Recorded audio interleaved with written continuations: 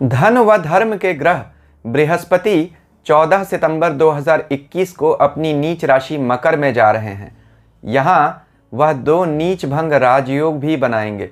तो इसका आप पर यानी सभी 12 राशियों पर क्या असर पड़ेगा, यह इस वीडियो में मैं आपको विस्तार से बताऊंगा। तो कृपया वीडियो अंत तक जरूर देखिए।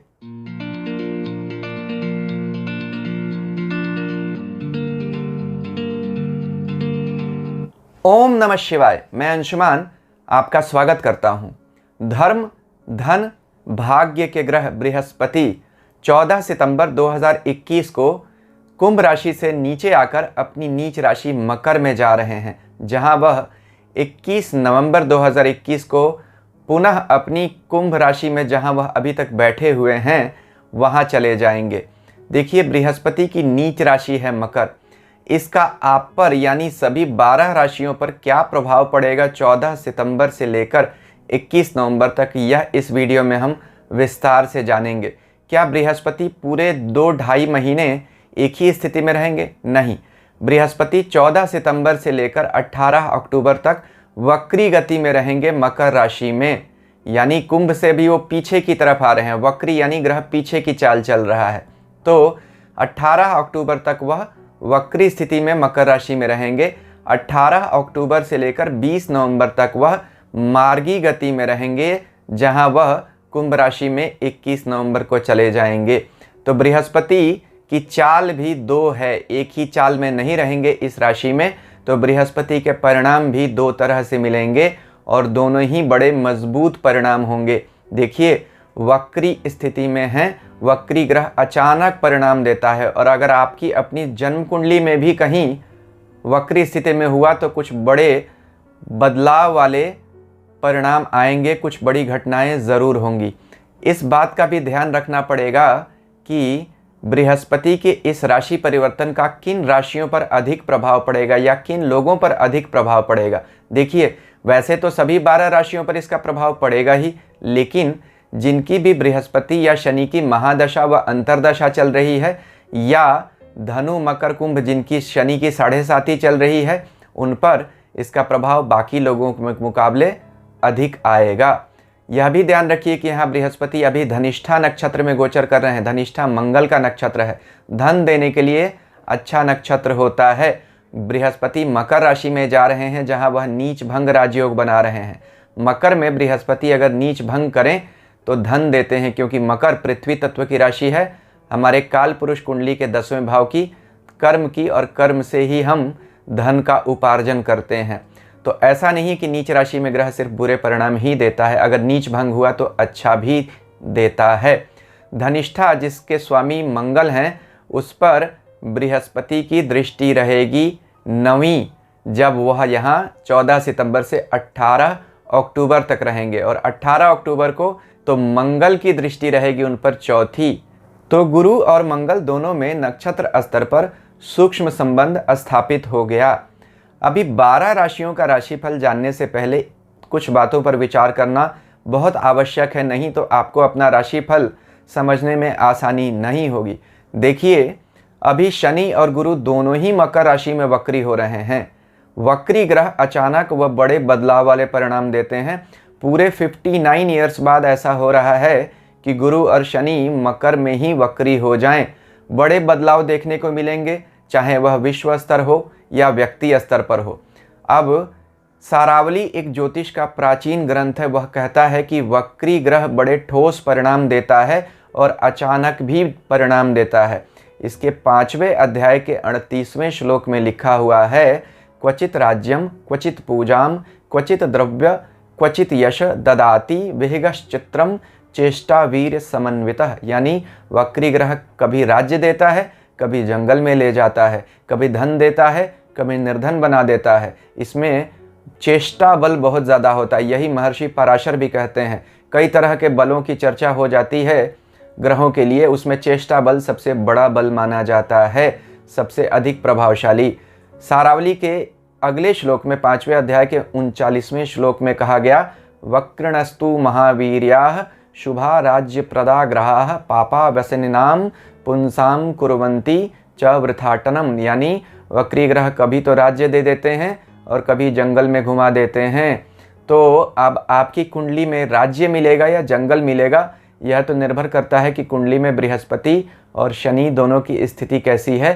थोड़ा आपको इस गोचर के अलावा अपनी जन्म कुंडली में भी अगर पता हो कि आपके ग्रह दोनों कैसे बैठे हैं, तो इससे आपको परिणाम समझने में और आसानी हो जाएगी। देखिए, मेरे गुरुदेव हमेशा कहते थे वक्री ग्रह पेंडिंग कर्मा दिखाते हैं, यानी पिछले जन्म का कोई ऐसा बचा हुआ काम जो आपको जब ग्रह वक्री होगा तो इस जन्म में उसका कर्ज चुकाना ही पड़ेगा। अब बृहस्पति क्या है? धर्म का ग्रह है, यानी धर्म से संबंधित कोई ऐसा कार्य जो आपने पिछले जन्म में जानबूझकर छोड़ दिया, इस जन्म में आपको गुरु के वक्री होते ही पूरा करना पड़ेगा। एक तरह का कर्ज है।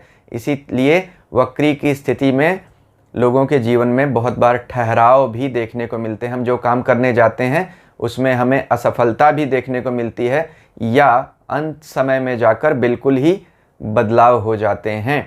तो अभी 12 राशियों के लिए क्या परिणाम होगा, इससे पहले आप यह देख लीजिए कि गुरु मकर राशि में जा रहे हैं। तो मकर जिनकी भी राशि 10वीं होगी, 11वीं होगी या 9वीं, यानी ऐसी राशि वाले लोग जिनका 9वां, 10वां, 11वां बृहस्पति गोचर होने वाला है, उनके लिए परिणाम बाकी लोगों के मुकाबले अधिक बल से मिलेंगे, क्योंकि यह बलशाली भाव माने जाते हैं। गुरु मकर राशि में बहुत अच्छे परिणाम तो नहीं देते हैं, लेकिन नीच भंग अभी 2 वजहों से हो रहा है। क्यों?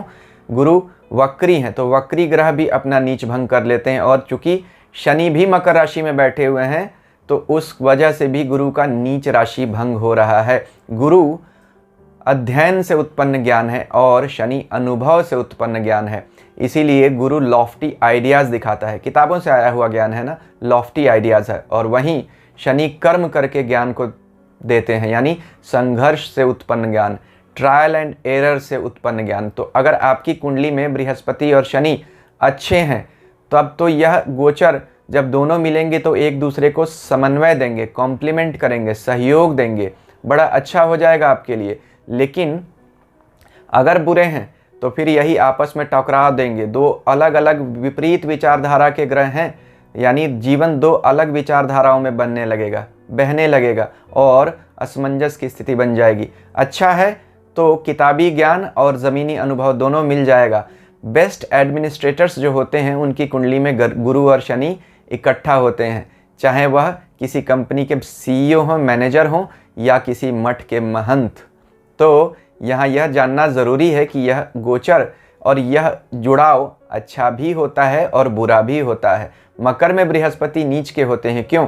देखिए, बृहस्पति उदार ग्रह हैं, बल्कि बहुत ज़्यादा ही उदार, वह सबको क्षमा करते हैं। वहीं शनि कठोर हैं, न्याय के ग्रह हैं।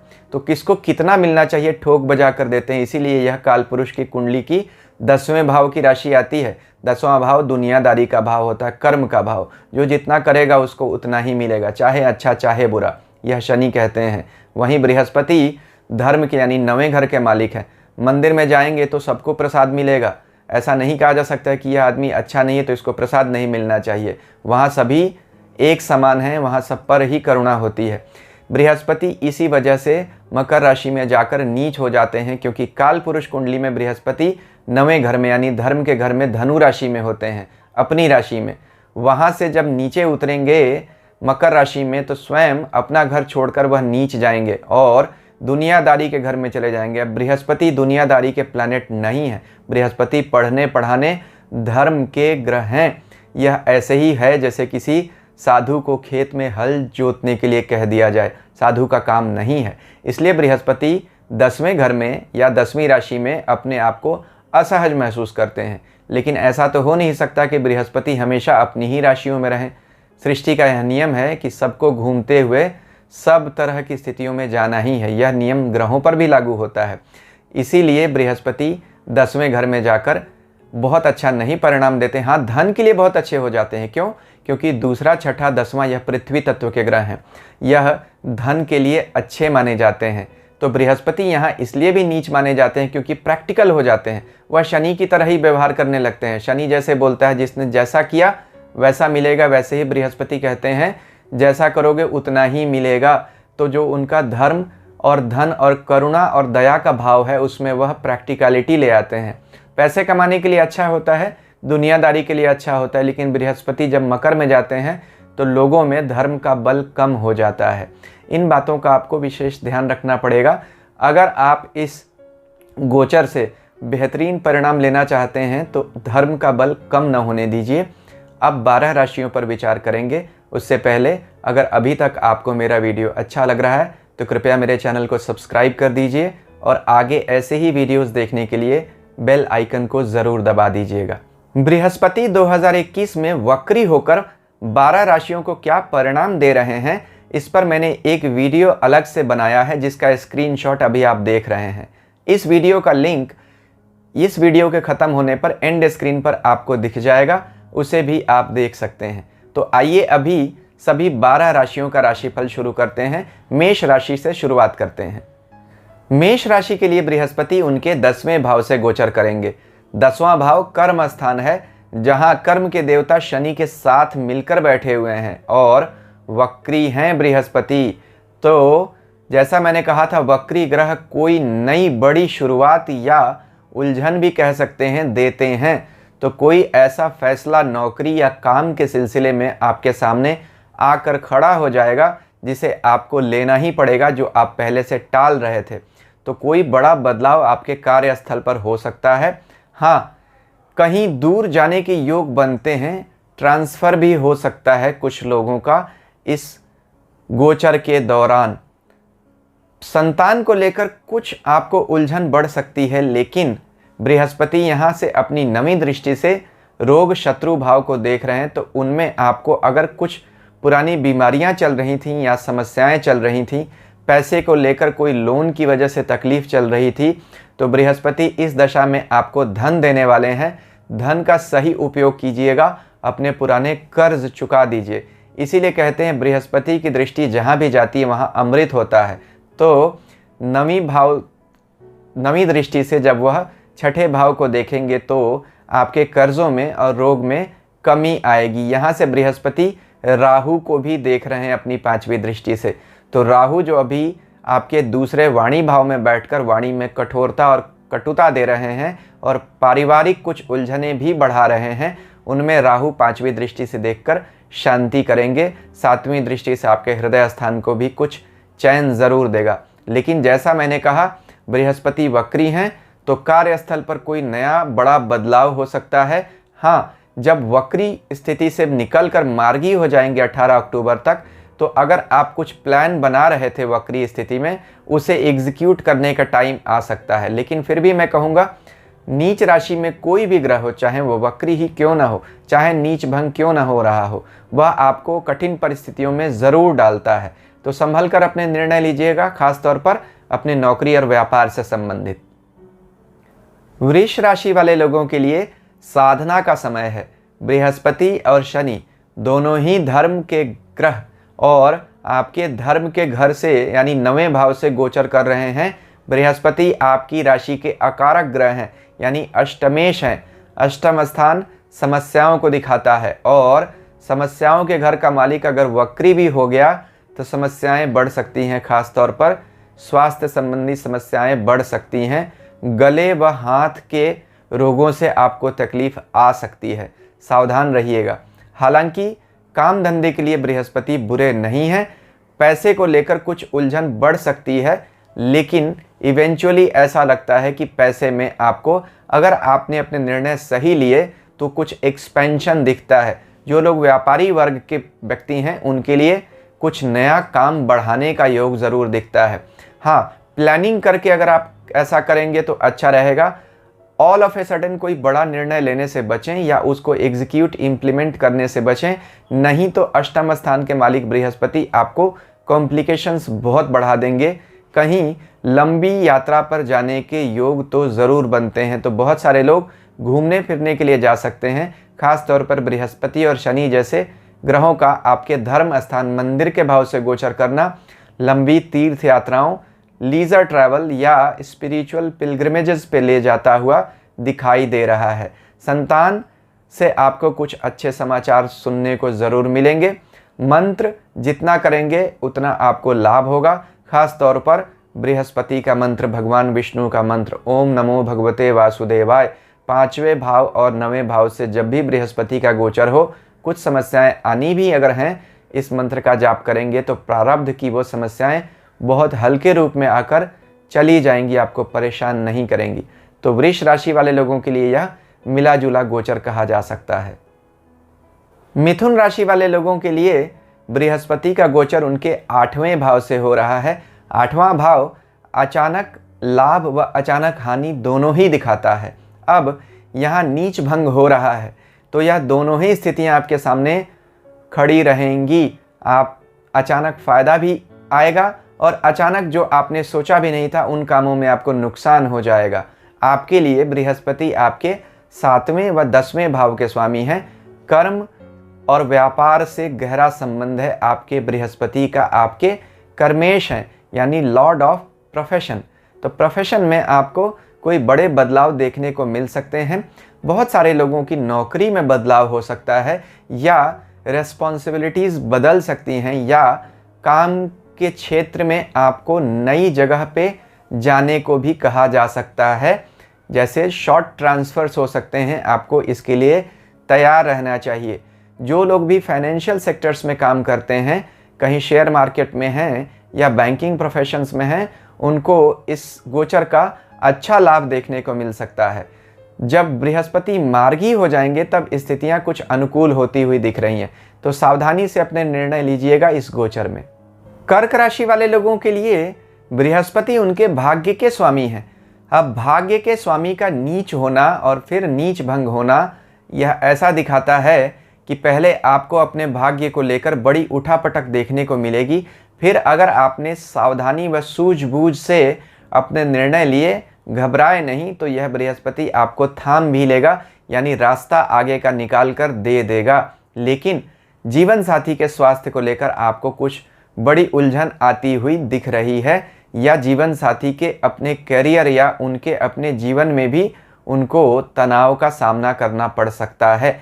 आपकी सेहत के लिए भी यह गोचर अच्छा नहीं है। बृहस्पति नीच राशि में जाकर आपकी राशि को देख रहे हैं, आपके रोग स्थान के भी स्वामी बनते हैं, कर्जे बढ़ते हुए भी दिख रहे हैं। अचानक कोई ऐसी ज़रूरत आ सकती है जिसके लिए आपको कर्ज लेना पड़ जाए।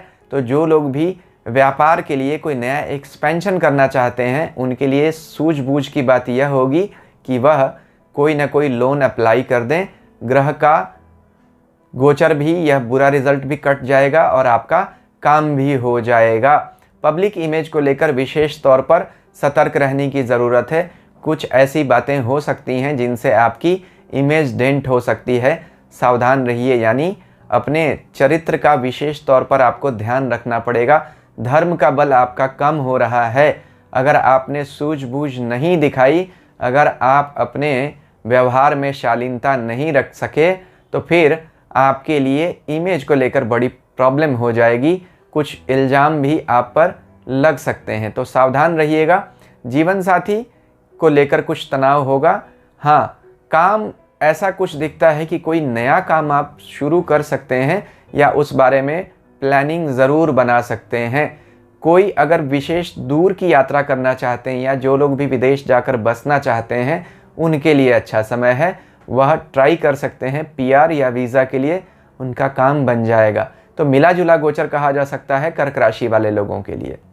सिंह राशि वाले लोगों के लिए बृहस्पति उनके 6ठे भाव से गोचर कर रहे हैं। 6ठा भाव नौकरी का भाव होता है, यहाँ नीच भंग राजयोग बना रहे हैं। 10वें भाव पर उनकी 5वीं दृष्टि है। 10वां भाव भी नौकरी का भाव होता है, कर्म का भाव होता है।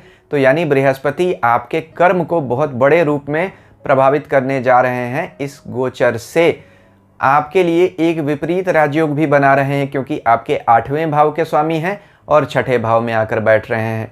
तो एक तरह का विपरीत राजयोग भी बना। 2 नीच भंग राजयोग भी बना रहे हैं, यानी 6ठे भाव में उनका नीच भंग वक्री होने और शनि के साथ बैठने की वजह से भी बन रहा है।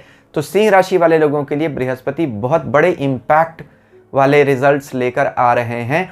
यहाँ से सीधे अपनी 7वीं दृष्टि से आपके व्यय और विदेश के भाव को देख रहे हैं। तो जाहिर सी बात है, जो लोग भी विदेश जाकर नौकरी करना चाहते हैं या विदेशी कंपनी में नौकरी के लिए इच्छुक हैं, वह इन महीनों में जब बृहस्पति यहाँ बैठे हैं, अगर प्रयास करेंगे तो देखेंगे कि उनका काम बन गया, या जो लोग विदेश जाना चाहते हैं उनके लिए भी बड़ी अच्छी बात है। नवीं दृष्टि से बृहस्पति आपके धन भाव को भी, कुटुंब भाव को भी एक्टिवेट कर रहे हैं, तो यह भी आपके लिए अच्छा होगा।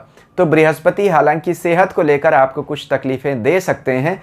कोलेस्ट्रॉल, ब्लड प्रेशर और किसी तरह की लंग्स और लीवर की प्रॉब्लम आपको तंग कर सकती है, सावधानी रखनी पड़ेगी। लेकिन मूल तौर पर यह कहा जा सकता है कि बृहस्पति का गोचर सिंह राशि वाले लोगों के लिए अच्छा होगा, क्योंकि सूर्य भी जा रहे हैं 17 सितंबर को, जिस पर बृहस्पति की नवीं दृष्टि होगी।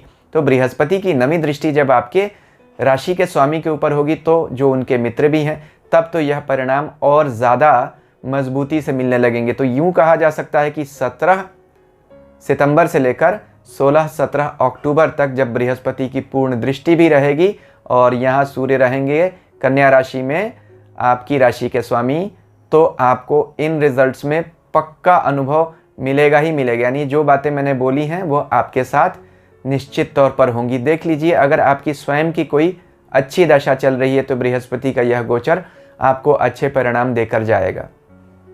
कन्या राशि वाले लोगों को बृहस्पति का गोचर उनके 5वें भाव से हो रहा है। 5वां भाव बृहस्पति को सहज पसंद है, क्योंकि 5वां भाव संतान, मंत्र, विद्या व इष्ट को दिखाता है, जो बृहस्पति के सहज स्वभाव में ही आता है। यानी बृहस्पति का इन पर कंट्रोल माना जाता है, यह बृहस्पति के कारकत्व में आते हैं। तो बृहस्पति 5वें भाव में अपने आप को सहज व सामान्य महसूस करते हैं।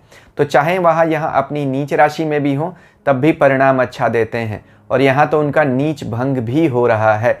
तो संतान को लेकर कुछ उलझन तो आ सकती है। बहुत सारे कन्या राशि के लोगों के जीवन में ऐसे क्षण आएंगे जब उनकी संतान को लेकर उन्हें कोई बड़ा निर्णय लेना पड़े, या यूँ भी कह सकते हैं कि बहुत सारे लोगों के लिए संतान का जन्म भी हो सकता है। बृहस्पति आपको संतान लाभ या संतान की खुशी दे सकता है। अच्छी बात है, कोई नया पद भी मिल सकता है, या कार्यस्थल पर कोई नई जिम्मेदारी भी आपको मिल सकती है। लेकिन चूंकि शनि भी यहाँ है, इसलिए सावधानी की तो ज़रूरत रहेगी ही आपको। जो भी निर्णय आप अपने कार्यस्थल पर लें, खास तौर पर अपने बच्चों और अपनी पढ़ाई लिखाई को भी लेकर, अगर आप विद्यार्थी वर्ग के हैं तो सावधान रहिएगा। कोई अगर आप परीक्षा देना चाहते हैं उसके लिए अच्छा समय है। परीक्षा देकर कोई अगर व्यक्ति किसी नौकरी को प्राप्त करना चाहता है उसके लिए भी अच्छा समय है। आपके चौथे और 7वें घर के मालिक हैं जीवन साथी और सुख भाव के मालिक। ऐसे ग्रह का वक्री व नीच होना कुछ कॉम्प्लिकेशंस तो दिखाता है ज़रूर। जीवन साथी को लेकर आपको कुछ तनाव हो सकता है, या बेवजह की कुछ चिंताएं ऐसी आ सकती हैं जिन पर आपको अपना समय व धन भी खर्च करना पड़ेगा। सुख के साधनों में आपको कुछ कमी लागनी पड़ेगी, क्योंकि आपके खर्चे बढ़ेंगे जो आपके अपने ऊपर न होकर कुछ जिम्मेदारियों पर होंगे। तो यानी लग्जरीज पर नहीं बल्कि नेसेसिटीज़ पे खर्च होता हुआ दिख रहा है। लेकिन कन्या राशि वाले लोगों के लिए अच्छा समय कहा जा सकता है। तुला राशि वाले लोगों के लिए बृहस्पति का गोचर उनके चौथे भाव से हो रहा है। तुला के लिए बृहस्पति अकारक ग्रह होते हैं और बृहस्पति का चौथा गोचर हृदय में चिंताएं देता है। तो शनि भी यहाँ बैठे हुए चौथे भाव में, हालांकि वह आपके लिए कारक ग्रह हैं, लेकिन शनि का पाप ग्रह का आपके हृदय स्थान पर, सुख स्थान पर बैठना आपको चिंताएं ज़रूर बढ़ाता है। हाँ, काम की जगह पर आपको कुछ नए और बड़े बदलाव देखने को ज़रूर मिलेंगे। कोई नया घर, नई गाड़ी लेना चाहते हैं वह आप ज़रूर कर सकते हैं। जब तक यह बृहस्पति यहाँ है, अगर आपने इससे पहले प्लान बना लिया है कोई नया घर, नई गाड़ी, नया ऑफिस लेने का, तब तो आप उसको एग्जीक्यूट कर सकते हैं। अगर अभी तक नहीं बनाया था तो ऑल ऑफ ए सडन कोई डिसीज़न मत लीजिए, फिर इस गोचर को पार हो जाने दीजिए, तभी आप लीजिएगा। सुख में आपको कुछ कमी मिलेगी। इस दौरान आपको सावधानी की ज़्यादा अपेक्षा रखनी चाहिए, और गाड़ी चलाते समय तो आपको विशेष सावधान रखना चाहिए। कहीं भी दूर देश की यात्रा कर रहे हैं तो अपनी बातों को किसी को खुलासा मत करिए। कार्यस्थल पर भी गोपनीयता रखिए, यानी सीक्रेसी मेंटेन कीजिए। अभी ऐसा दिख रहा है कि आपको किसी नज़दीकी की वजह से तकलीफ़ आ सकती है, तो अपने प्लान्स का खुलासा किसी और को करके मत दीजिए, किसी और को अपनी बातें ना बताइए। कुछ न कुछ ऐसा दिखता है कि मन में आपके चोट रहेगी इस महीने जब यह बृहस्पति का गोचर रहेगा, सावधान रहिएगा। वृश्चिक राशि वाले लोगों के लिए बृहस्पति का गोचर उनके तीसरे भाव से हो रहा है, जहां वह शनि के साथ बैठे हुए हैं। वृश्चिक के लिए बृहस्पति उनके दोनों धन भाव यानी दूसरे व पांचवें भाव के मालिक बनते हैं और तीसरा भाव नई शुरुआत का होता है। तो ऐसा दिख रहा है कि बृहस्पति वृश्चिक राशि वाले लोगों के लिए कोई नया काम शुरू करके ज़रूर देने वाले हैं। कुछ नए ऐसे आइडियाज़ आएंगे जो आपको लॉन्ग रन में इम्पैक्ट करके जाने वाले हैं। किसी नए काम की शुरुआत हो सकती है। जो लोग भी कम्युनिकेशन या इंडिपेंडेंट प्रोफेशन से जुड़ा हुआ काम करते हैं उनके लिए बड़ा अच्छा समय है। जो फाइनेंस या कम्युनिकेशन जर्नलिज्म इन फील्ड्स में है उनके लिए समय बहुत अच्छा होता हुआ दिख रहा है। हालांकि भाई बहनों से लेकर आपको कुछ असुरक्षा व तनाव भी हो सकता है। कोई पुरानी प्रॉपर्टी के विवाद अगर चल रहे हैं, ख़ास तौर पर पुश्तैनी, तो उनसे अभी आपको दूर रहने की ज़रूरत है। उसमें कोई निपटारा अभी आपका होगा नहीं।